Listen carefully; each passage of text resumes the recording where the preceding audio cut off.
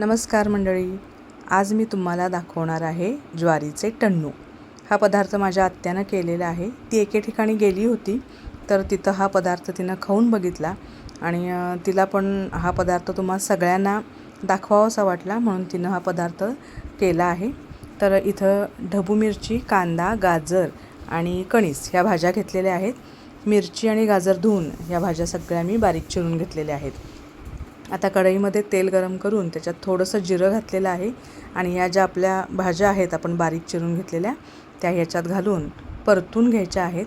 आपल्याला 2 ते 3 वाफा याच्या काढून घ्यायच्या आहेत। मुलांसाठी हा अत्यंत पौष्टिक असा पदार्थ आहे। मुलं काय, लहान मुलं, मोठी माणसं सगळीसुद्धा हा पदार्थ तेवढ्याच आवडीनं खातील। तुम्हीसुद्धा नक्की करून बघा, व्हिडिओ शेवटपर्यंत बघा। तर या भाज्या आपण 2 ते 3 वाफा काढून घेणार आहोत।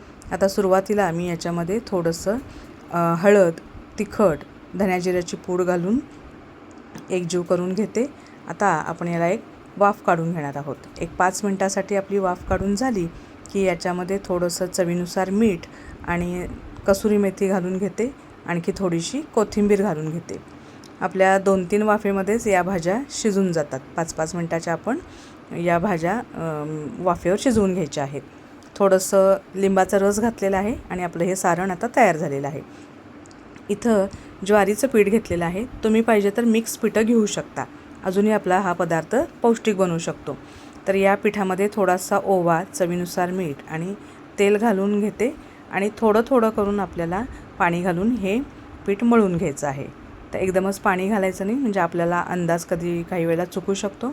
तर थोडं थोडं आपल्याला पाणी घालून हा आपल्याला मऊसर असा गोळा मळून घ्यायचा आहे। आपण भाकरीच्या पिठाला कसा मळतो तसाच हा गोळा मळून घ्यायचा आहे। आता या गोळ्यातून छोटासा एक गोळा काढून आपण जे मगाशी सारण करून ठेवलं होतं ते याच्यात भरून घेणार आहोत आणि तव्यावर आपल्याला हे पहिल्यांदा सुरुवातीला शेकून घ्यायचं आहे आणि नंतर तळून घ्यायचे आहेत।